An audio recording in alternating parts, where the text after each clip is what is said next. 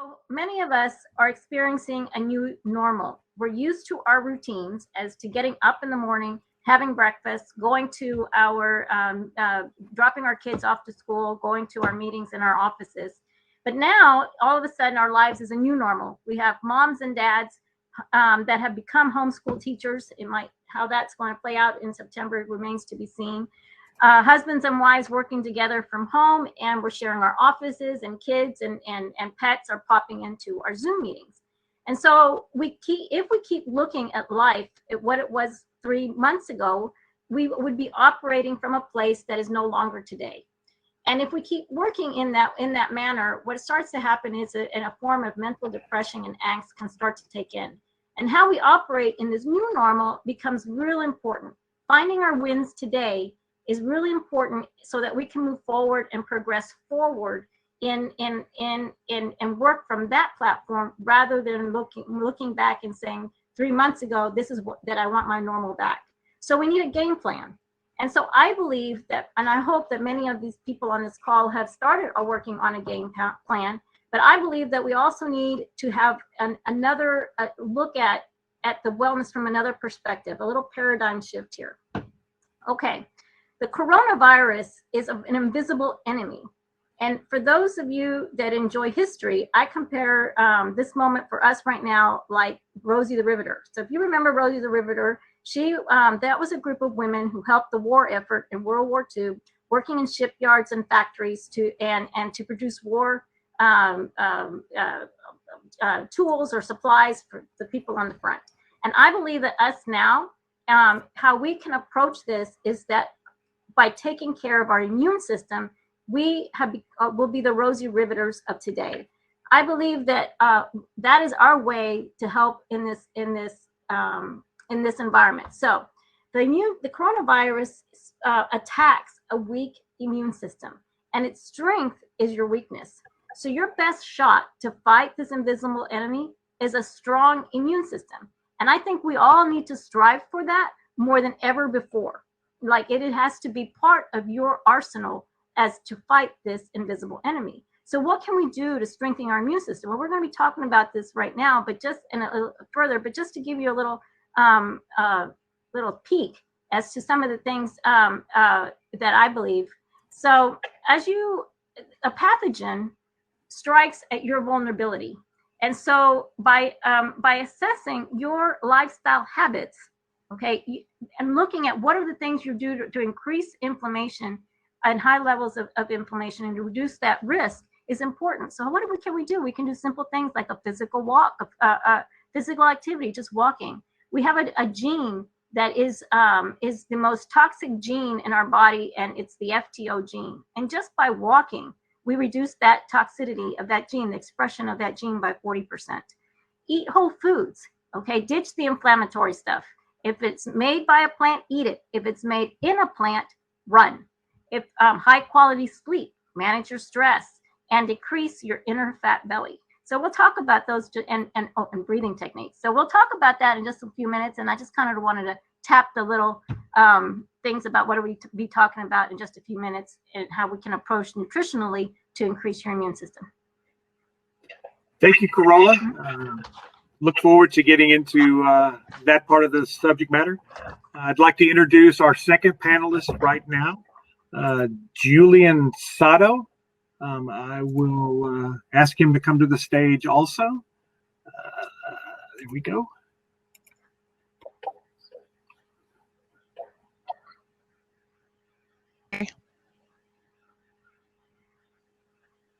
Hey, Julian. Yes, sir. Hey, how are you doing, Jeffrey? Awesome. Well, thank you, everyone, for letting me be here. I appreciate the time of you taking time out to be here. I know that everything's a little convoluted and getting connected is one whole day, and so the year's almost over. Again, I'm Julian Sato. I am a behavioral coach, NLP practitioner, and I study neuroscience, emotional intelligence, and I really focus on working with executives and families and people when it comes to their inner subconscious thoughts. Because to Carola's point, we are bombarded with fear, and that's a part of our health too, because every concept of concern or fear that we have affects our health. I talk about the brain and how we operate as individuals. I focus on a lot of things that really maybe get lost in religion, get lost in belief systems from childhood, and I focus on those little triggers that we have as adults that actually impact our ability to move to the next level or walk into a space that unknowns. And so I'm going to tie in a lot of stuff that Carolla talked about, for instance, the whole concept of your cellular structure, how that develops. But every thought creates a chemical. Every chemical creates a feeling, and every feeling creates an action. So in reality, everything starts with your thoughts. And so I'm going to show you how your health ties into your thoughts. So why you might have taken a fitness program one time because you were going on vacation, and then once you're back, you just forgot about it. Why you might say, I need to lose weight, but then you go to McDonald's because you don't have time, right? So these are some of the things that have nothing to do with the technology of when it comes to how to be healthy, but it comes to your thought process and what you deem to be important. And a lot of times what we deem to be important is really just habitual thoughts, really not importance, but we've made them important because they become habit.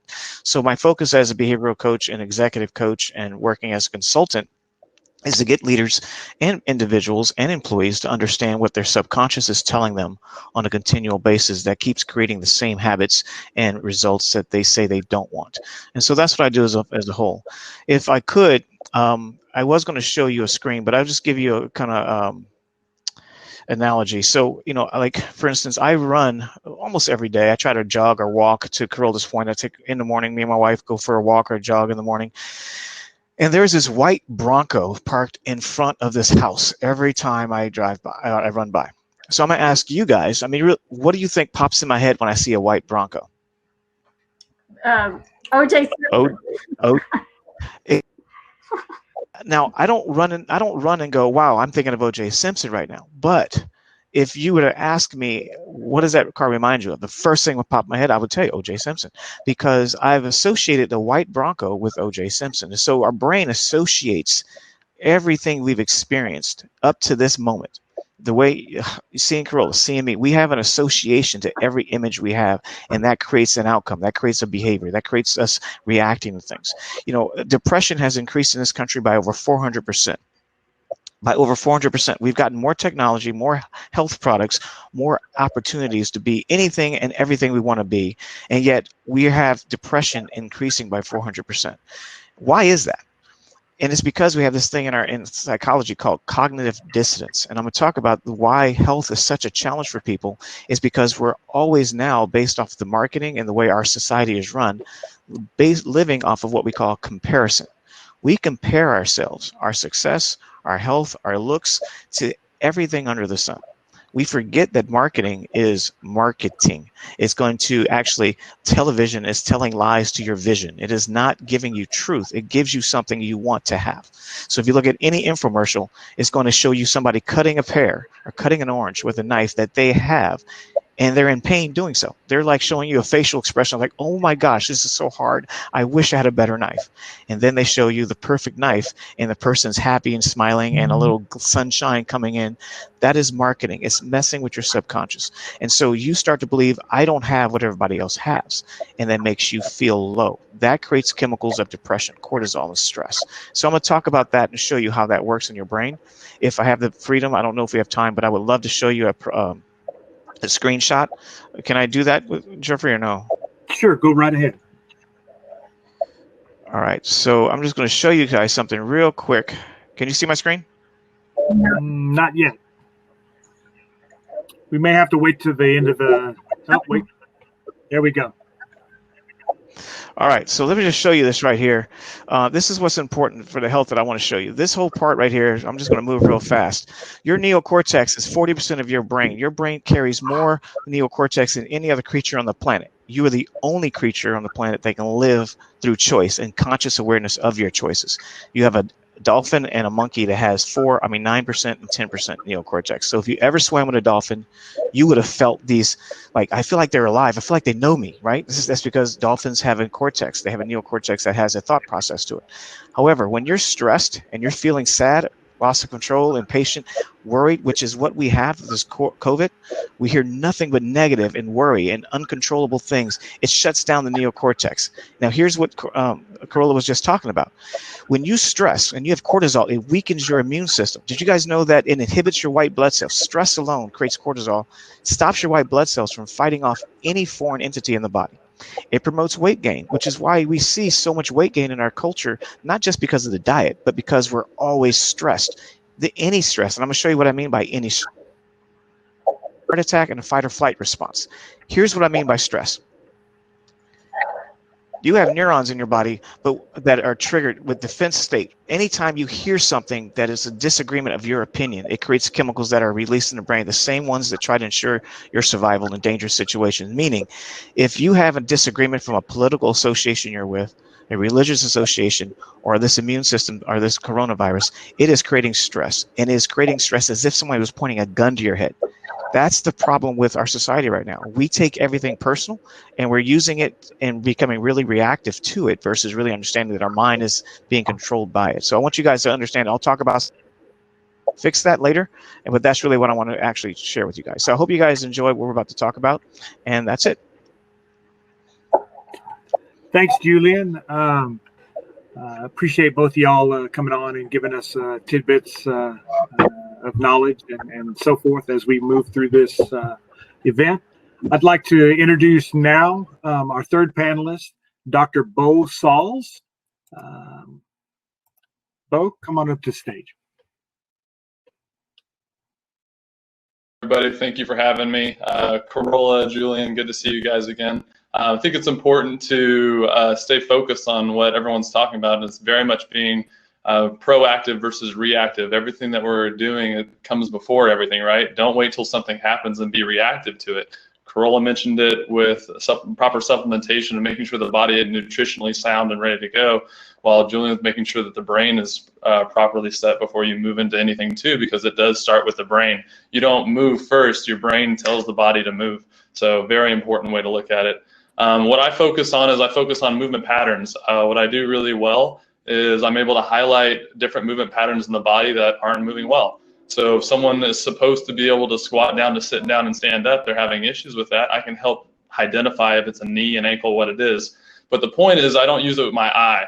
So I use a 3D technology. What it does is it highlights different movement patterns in the body, and it'll score you out of it so you can see where you fall on a continuum. That way you can always track progression and regression and stay ahead of injury. The main point here is right now with COVID, everything that we're doing is different. We all have different lives. Everything is different. All your biomechanics have changed. So if you change your biomechanics for 3 months, you're going to change your movement patterns. So now that we have different movement patterns, we go try to stay healthy or try to get fitter because we understand that VO2 max is related. So we want to make sure that we're staying in a good place. Excuse me. Well, if you don't know what your new movement patterns are, there's no way that you can help yourself prevent injury or prevent getting hurt. So the big thing is, why would you wait to get hurt? Why would you not try to find out what you could work on now and do little things on the way to prepare yourself to move better? And I actually have a quick screen share too as well, if you don't mind. This is technology we use. What it does is it scores out of 100. This isn't my best score, but not bad. But it shows you where I have my deficits, and I can go through and we highlight different things with each individual. Now, the cool part here at the very end, you can see susceptibility to injury. So we're able to highlight who's most susceptible to getting hurt. If you have employees that are coming back that have been at home for 3 months, well, guess what? They're going to come back with different biomechanics, and they're probably going to end up with some more injuries, and the company has to pay for that, let alone the employee has to try to find out how to make money when they're hurt. So this shows mine right here, and it can show you mobility and stability issues in the body. I was an ex-basketball player, so I broke my ankles a bunch. So you can see both of those are highlighted, which is important for me because I know that I need to work on my ankles and work on different things like mobility before I go to work out or try to stay healthy, because it's going to transfer up to my hips or transfer somewhere else. And if I know that I've been working out hard or I haven't been, and I can look at a score and see that I'm regressing in different areas, I would know where I needed to focus. So I've got some more demonstrations I'd like to use on that in a second. But the main thing here is it's being more objective about healthcare as well, not being so subjective as saying like, hey, this is what I see in a squat every time, so I'm going to focus on this. Well, every individual is different. Everyone has different anatomy, and everyone has different movement patterns, and that's what we focus on. So I'll be talking a lot on the movement side and making sure that we're preventing and being proactive, not reactive. Thank you, Bo. It's great to have everybody up here. I can tell we're going to have some great engagement, a lot of good information given. A couple of things. We're going to umbrella this underneath, obviously, wellness, individual wellness, things of that nature. But this is a Chamber of Commerce, and with that, business is involved as well. I'd like to start off with, kind of a business type question, and then we'll work through the business angle and then get back into more of the individual aspects of health and wellness and movement and so forth. First off, how can a company, in your opinion, and this is a general question to the three of you, how can a company help promote a more healthy environment for their employees during this time where some of the employees are working from home, some of them are being required to go into the office, shift work, and so forth? What are maybe one or two takeaways that an employer could use to make it a healthier environment? Well, if I were to answer that question, of course, there's the obvious, which is to actually keep the hand sanitizers and the socially distancing office all throughout the office and things of that nature. But for me, to me, the answer is to talk about it and to make it more an awareness. To me, it's always about making wellness a part of your daily life. And so with that comes resources. Be able to talk freely and resources and places for them to go, whether they're at home or whether they're in the office. I have always, I've talked about violence in the workplace. So resources like that, making sure that people are educated in not only in that areas of that, but also areas of wellness and also areas of where to find help for depression. So if you put those resources in the walls, or if you're talking virtually now and you're going to maybe a newsletter, making sure that is part of the conversation all the time. I don't think we give that enough attention, and it's quite obvious if you look at figures that lack of, well, I think it'll be a little bit different going forward, but in the past, employees showing up to work sick has caused businesses millions of dollars, billions of dollars, and by the same token, not taking care of yourself costs the business billions of dollars. So I think it's very much a platform that should be incorporated into all of corporate America. I like to piggyback on that, to Carola's point. Look, this is a time to be creative and to not live in the same box as the norm. I mean, for instance, everybody has a disclaimer before they start speaking because a disclaimer protects you from lawsuits. At the same time, disclaimers are kind of like, we have to tell people to be cautious, wash your hands. We tell them that things as if they don't know that. So I think we can do that, but we need to add something to it. And I mean, to your point, what can employees do? Carola said it best. You take care of you. You know what you need to do for you. And by doing that, people will mimic that. So if you're going to be in an office and you have people going in the office, the refined sugars, I've been in so many companies where, we're going to have a meeting, and what do we bring to the meeting? Donuts, right? So we need to start bringing in alkaline foods, take a walk. Let's have a team meeting where we walk and talk. Let's get out of Let's go to a place where there's nature, sit down and get some sunlight, get some fresh air, and discuss openly some ideas. Another good thing to think about is that at the same time, you want to not contribute to that stress by talking about the obvious. Talking about the concerns is great, but we have to end it on an action item that's going to be a positive. A lot of leaders forget that. We talk in a spate of like, here's the problem, man, we really got to watch out for this. Okay, guys, have a great day. So now we walk away stress. So end it with a positive. So here's what we're going to do. You guys have any ideas? Great idea, John. I love the fact that you said that. Let's take John's idea and implement that today. If you guys have any more ideas, let's add to that. Let's work as a unit to build a compound, a resource around ourselves to help us feel stronger. That empowers a team, that empowers a unit, and that makes people feel like they have some power in a place where there's always about a talk of no power. So I think those are great things to do, and I think a lot of people are afraid to do those. Not the norm. You feel like if I bring apples to the office, no one's going to eat them. Well, then you eat it. You cut it, make it desirable. Have somebody help you cut it to make it desirable. Cut it into animals pieces if you like. Whatever makes people want to eat it, then that's what you do. But you need to start with yourself. Don't take a bunch of fruit to the office and say, here, guys, here's some fruit for you, and then don't touch it yourself. That's the challenge we're faced with. Yeah, I have to agree with Julian there. That's exactly what I say. You gotta take ownership, and if you're expecting your employees to be healthy at your business, I think that you should model that, and you should be someone that does that, because you're never really gonna you and they tell you to live a certain way and they don't live that way. It's not gonna make you want to try to do the same thing. So we need to make sure that we are the models for the employees, and we make sure that we are the epitome of health. Like what I do is I talk about holistic healthcare all the time. And if I was someone that wasn't, that didn't live that life myself, I wouldn't feel right telling other people to do this for them. But if we bring that image to it, that's whenever people can more buy into, okay, I need to take care of my body. I need to eat right. I need to sleep, and I need to do the rehabs I need to do for what I have. And I think it's more about taking ownership ourselves so that we can lead and be leaders about it. Well, I appreciate that. I'm not sure that I like the fact that donuts are being attacked. I'm a big donut guy, and if you've been around the chamber for any length of time, you obviously have. Back when we were meeting in person, we had lots of muffins and those types of things. So I can appreciate what you're saying. Doesn't mean I necessarily like to hear that. So that being said, I mean that with all funniness. We as a chamber are a pretty lean staff. If you remember back in October, we were hit by a tornado. Our building was hit by the tornado and devastated. We've been working remotely since October.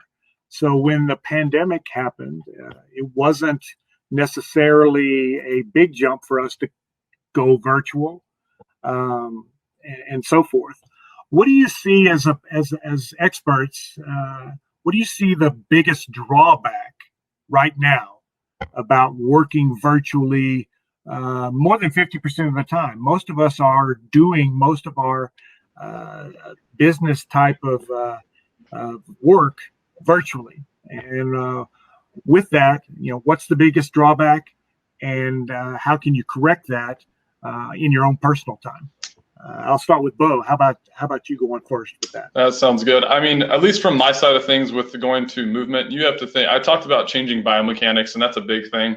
A lot of people think that they're moving from the desk that they've set out for their whole life to the same desk that they're at home. Just that different sitting position is going to load you differently. You get different loading in your neck, your shoulders, your back. You're going to turn off different muscles that aren't going to be active anymore. And then when you stand up to go to move, you're not going to have the same movement patterns. And I see a lot with a lot of patients right now. What's happening is people are moving from just a regular seated desk that, oh, I'm working at the high chair at the bar at my house or an elevated work area. And it seems to be good because I'm sitting in a certain position, but I don't know what's going on with my hip, or I don't know what's going on here. Well, you have to think that everything has changed. So you need to try to stay active, keep moving, make sure you don't get stuck in this new position that you're in for 8 hours at a time. I know a lot of us like to get really focused and grind out the work. You want to get down, you want to work for 8 hours and finish it. You don't want to stop, because if you stop, you're going to lose your train of thought.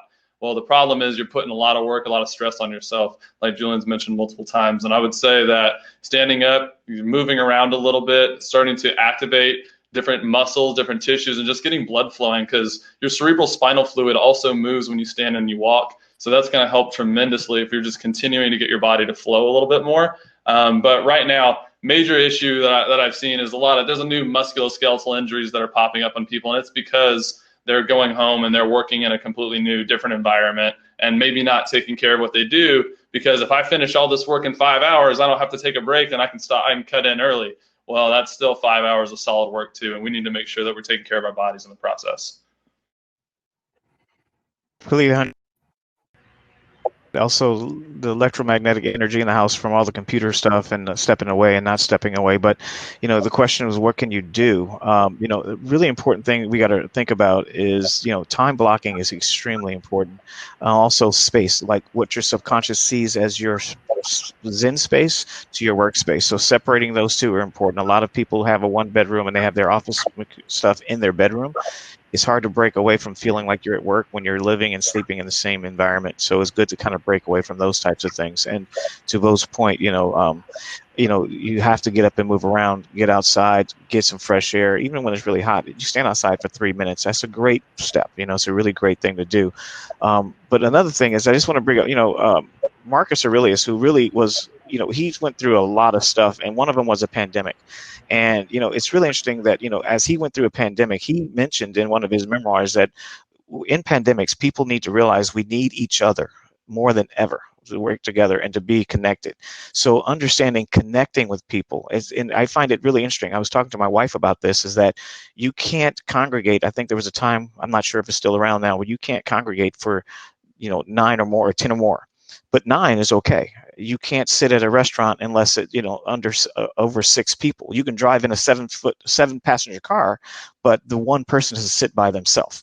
So realize we stop doing things because there's rules, but it doesn't stop you from getting out and meeting a friend at a park. It doesn't stop you from socializing, connecting with people. Just because you can't do it as a whole the way we used to do it, doesn't mean you can't.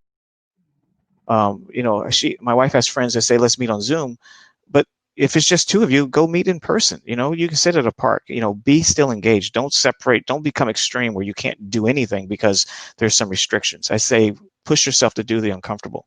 And so that's really important to me. So for me, it's about finding your wins and then making those wins happen over and over. So it's very hard to be such as Bo and Julian have described, being in front of a computer all day long from Zoom meeting to Zoom meeting. And that light hitting your eyes is terrible. So what I do is I literally set the clock for 45 minutes and get up for 15 minutes and go outside. Go outside for a walk. Even I know that's cutting into your workday, but that walk in itself, that sunlight that you get, that I'll talk about in a little while, is so important to the actual nutrition that you get. The other thing is to hydrate. I constantly tell people, drink water. I drink a minimum of 10 glasses of water a day. Constant water, keep yourself, that in itself does a lot to repair your immune system and a lot to keep your brain alert and fights other things that are happening in your body. And the third thing is to breathe. So practice, if you don't want to go outside for 15 minutes, go to that Zen space and actually breathe, deep breathing, because that you want to make your lungs strong, because if you get hit by COVID, strong lungs is going to be able to fight it better. So those are the 3 things I would recommend. Yeah, and kind of staying with that theme, it seems to me that what the 3 of y'all are talking about, it's for lack of a better way, it's not rocket science all the time. It's more common sense, and sometimes common sense isn't so common these days. Getting out, moving makes sense. Eating better makes sense. Taking time off to recharge makes sense. Out of that, how can a employer make sense of all of this going on today? If you've got a staff that's a small staff, how do you, as experts, make that small staff or even a large staff feel that they're getting the same consideration from the employer that somebody that is not required to be in the office at the same time and to work 8 hours and only take your breaks and lunch and things of that nature? As we move into a new way of doing things, in your opinion, how does an employer work better with their staff to make everybody feel inclusive? Enough, because I wrote a little booklet if anybody wants it. I didn't send it to you, Jeffrey, but I can. It's a virtual leadership booklet on tips and tricks to help you keep engaged with your employees, especially combining the 2. And that's a very important topic. I don't even know that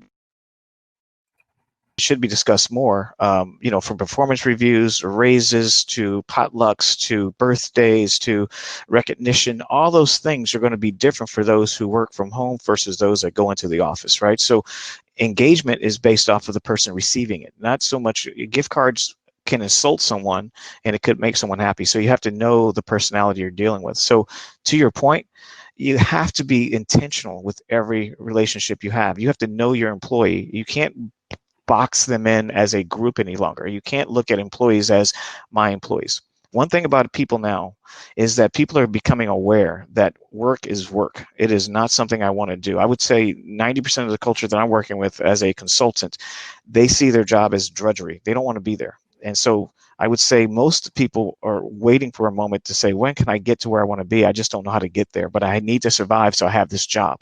And for a company to recognize that and not assume that my passion or my business I started is your passion.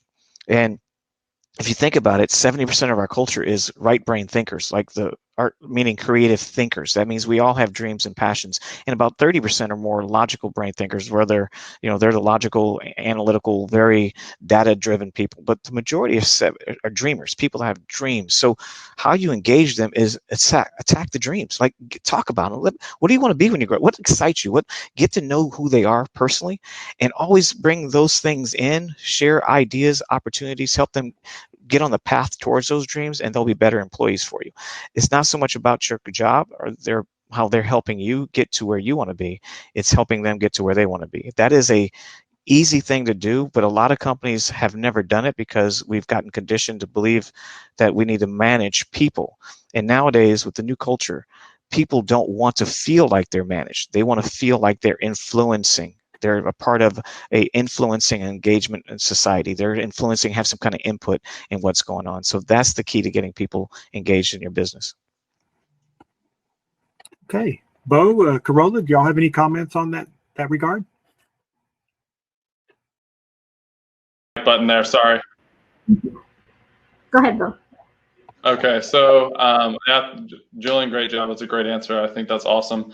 Jeffrey, I'll speak to a little bit of the inclusion versus online people versus people that are in the in-house. Making sure you include them, like you have newsletters, you have everything that goes out, making sure you're including specific comments that, hey, to our virtual employees, like, don't forget, you guys are doing an awesome job. We appreciate it. Here's some options and options that we have for you that you can do from home that can help you with different changes. And again, I'll go specific to movement on that, right? Like I'll specifically go there and say, like, you can send them like, hey, the one good thing that you guys can do is foam rolling. Here's a little handout on foam rolling that I was able to pull up online. Or you can find different videos and different things that you send out. Just include little things like that so they feel like, oh, look at that. That was sent for me. I was sitting at home and I didn't get to be there with everybody that I'm normally with, but they're sending something that I can try at home. And if I try it, maybe I'll feel a little better and they'll help me out. But at least they're focused on my health at home too.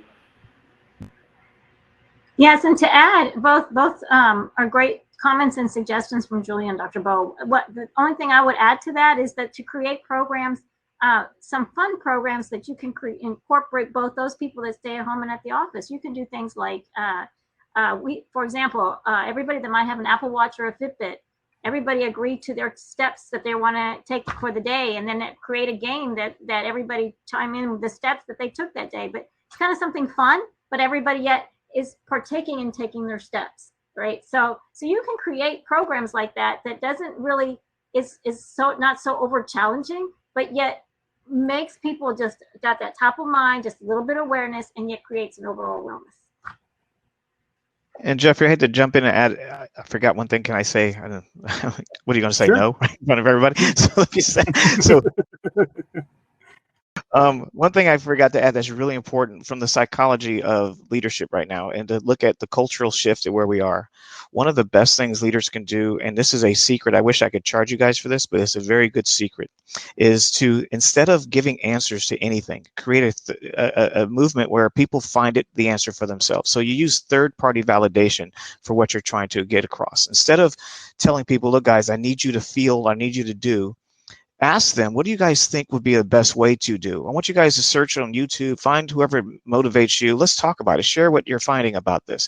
Let them come to you with solutions, because that way they're not feeling like you're telling them they have to do something. That alone creates a better engagement, and it creates better synergy amongst the team. You can always redirect those things based off of what they bring to you, but you want them to have some input on how they want to be led and how they want to be a part of the company. So that's a very important way to manage people now.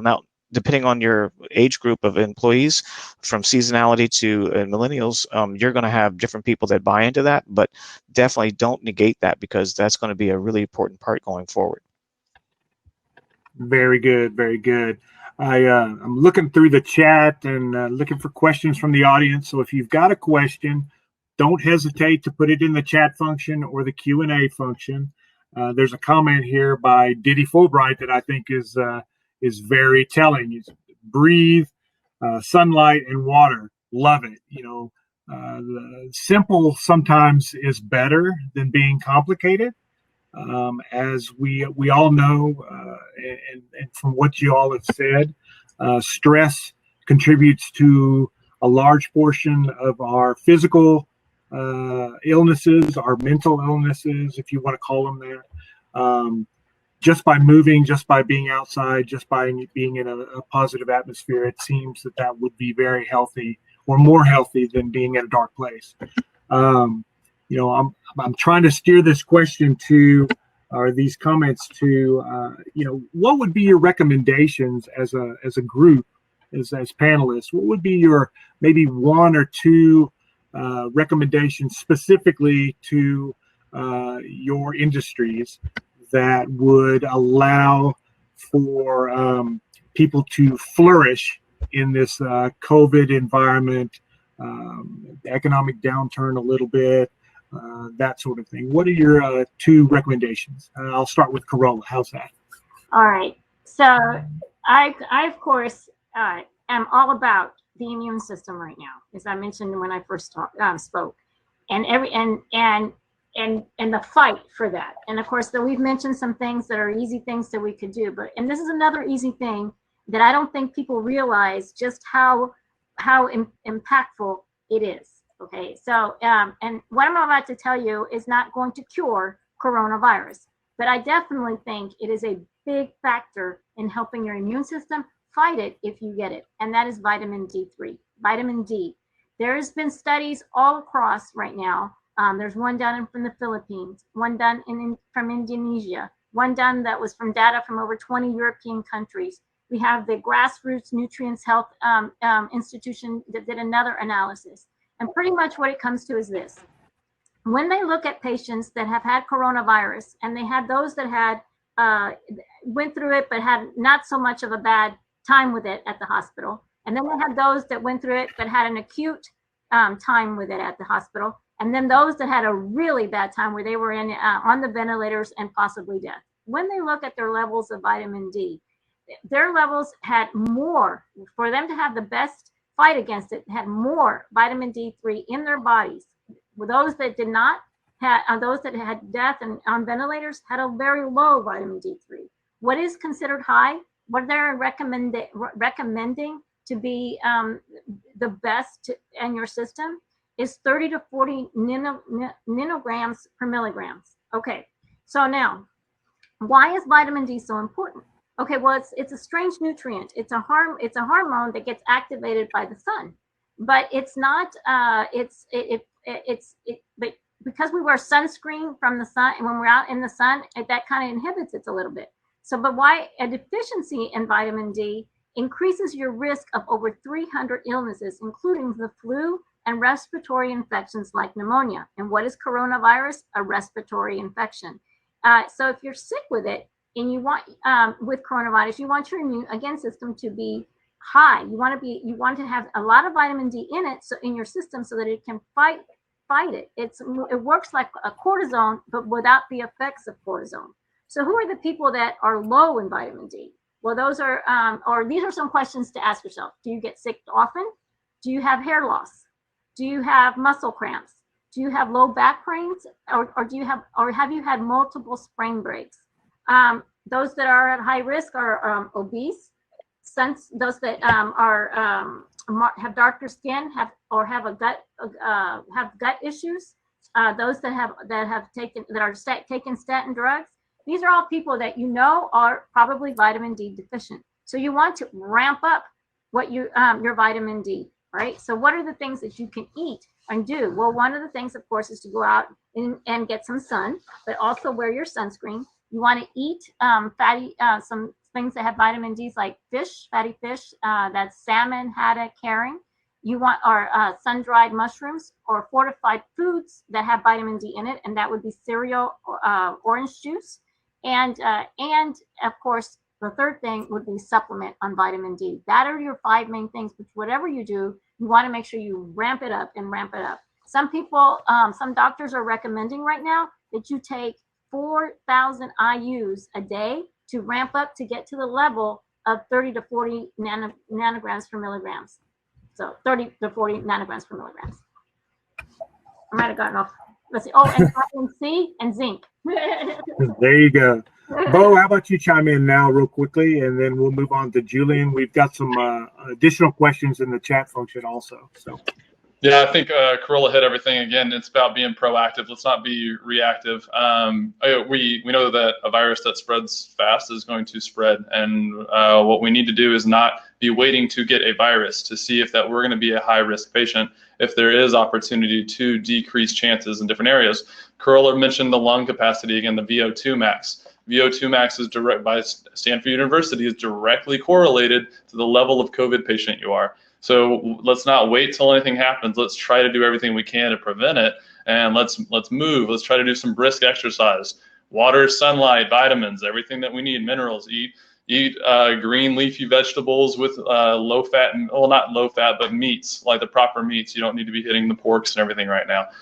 The big thing is focus on your health. In case something happens, you can be healthy and you can have an immune system and a body that can fight it. Your body is adaptable and it's always healing. So let's allow it to adapt and allow it to heal too. Carolla pretty much hit most of it on there, so I'll be done on that one. Okay. Julian? Well, interesting enough, I focus on the mind, but you guys know that I was in fitness heavily when I was younger, and I was a kickboxing instructor and personal trainer. Worked for a bunch of chiropractors, by the way, Bo, as a massage therapist as a young man. And here's the thing. When I got out of that business, I got into corporate America, and I ended up gaining weight. My cholesterol was like over the roof. Go to the doctor right now. They said, I want you to get on statins. And then they told me I had a CAT scan because I had headaches all the time. And then they said, I think you have a tumor. And I lived for a month or so waiting for my MRI to take the MRI. I had to live with the fact that I might have a tumor. Now, this is after being a celebrity kickboxing coach and Hollywood trainer in LA. And all of a sudden, I'm feeling all these ailments. And so you asked a question. My thing is, there is no magic bullet. There is no one thing you can do. There is a lifestyle you need to create. And I forced myself to stop eating meat for a period of time. I started eating my vegetables. To cut out all kind of drinks. All I drink is water with different types of fruits in them. I don't drink milk. I'm not condemning those who drink diet sodas, but you got to know chemicals are the thing that is so foreign to the body. And actually refined foods, like processed foods, those things have been contributed to depression and the chemical imbalances of our body. And even cholesterol. What is cholesterol? Our body needs cholesterol. So you don't really want to eliminate cholesterol. Your body uses it. By the way, cholesterol is as a band-aid for torn arteries in your arteries. So it really is there to protect your arteries from internal bleeding. So when you cut out cholesterol, you're cutting out the ability to stop the bleeding of the arteries. Now, when you eat bad foods, you're eating things that actually cut the arteries internally, and that's why cholesterol builds up. It's like a Band-Aid that actually fills up the arteries because it's trying to stop the bleeding. That bleeding comes from processed foods, salts that are made with 1/3 glass, basically. We make things that make them shelf life. So you have to live a lifestyle that is more organic. And I'll give you a visual. You have to live like a hippie sometimes. You really do. You have to kind of find the balance, being hippie-like and being in a modern society. But you have to have cheat days too. So, don't negate all the enjoyments you have. You know what cheesecake tastes like, right? You don't want to kick that out. I mean, so don't become a slave to like being miserable with not enjoying it. But when you can say no to things because you choose to, and then you choose to have it because you want to, is a much more freeing society. And I think that is the key, is getting people to feel empowered and learn about their own body and not compare it to a visual shape, but also a personal feeling. You want to feel more engaged. So I would say personally, all of you, tomorrow, get up 30 minutes earlier than you ever did before and take a walk. Just take a walk. You know, if it's just a block, if it's just around the block, start there and then build on that first introduction.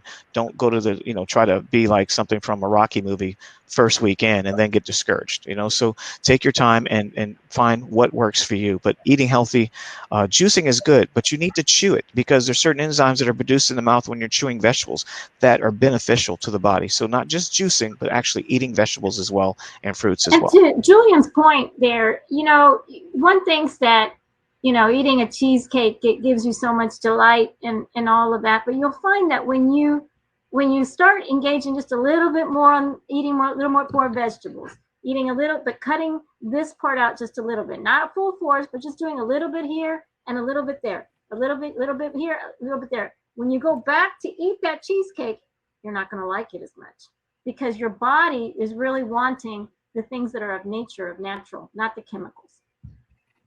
Well, that's a nice segue into Phil Metter has asked a question about, you know, maybe 4 simple exercises or movements that you might suggest as a group.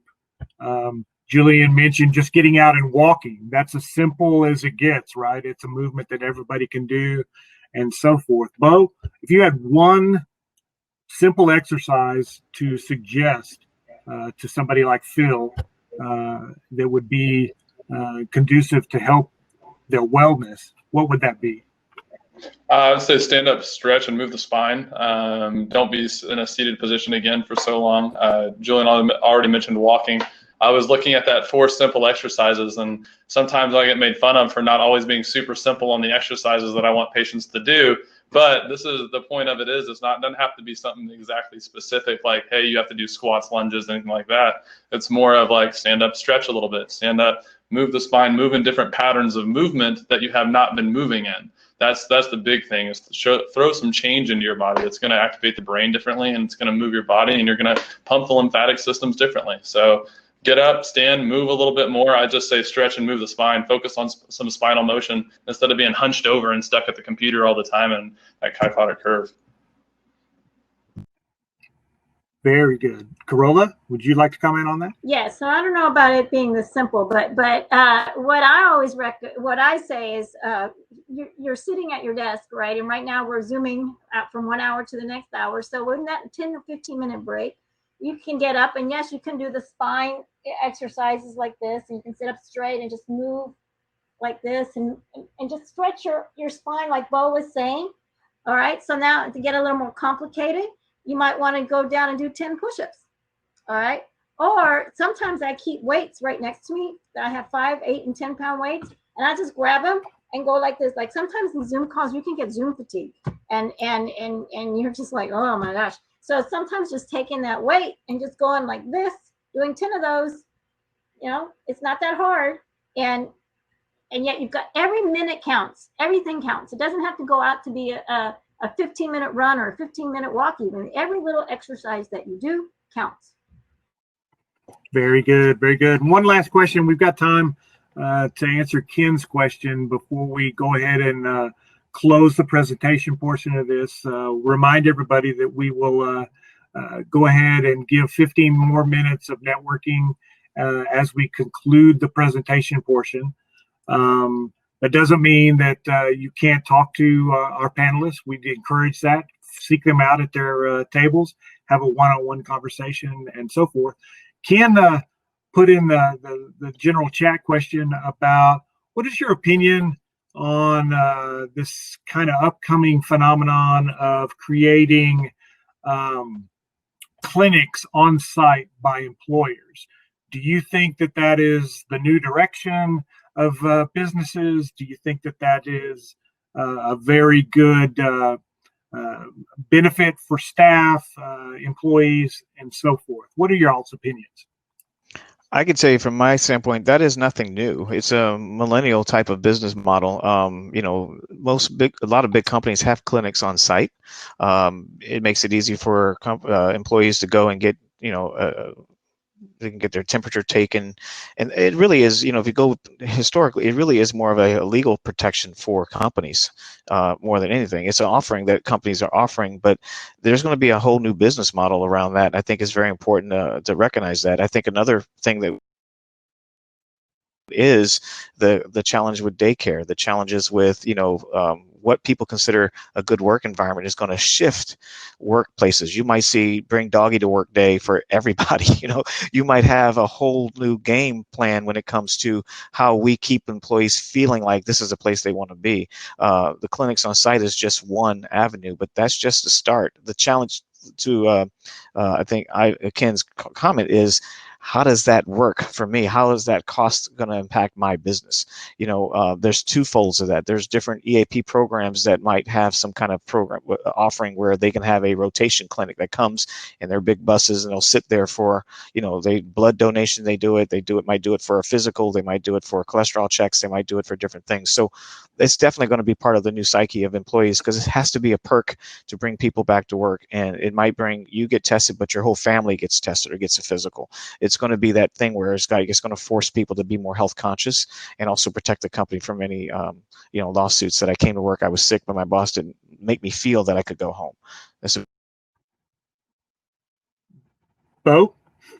Yep. So I was there with Julian. I know this has been around for a little while, and more on the musculoskeletal side for me, especially because a musculoskeletal injury to one employee can be $40,000 to $80,000 to a company in 1 year. And that's just one employee on one injury. So you have to think how much that adds up for different amounts of employees, things like that. So I've worked with before I became a doc myself, I was a rehab specialist for 4.5 years. I worked with multiple docs at different businesses, and they would have them there for only 2 days a week or whatever. Right now, what we do is we actually come out and we do the healthcare on that side of things. We go in, we do quarterly screenings for people and to help them continue to advance and be healthy. And we pair with different docs as well, so that we can bring in physicals and that. So you have the option to do the on-site, which is really good.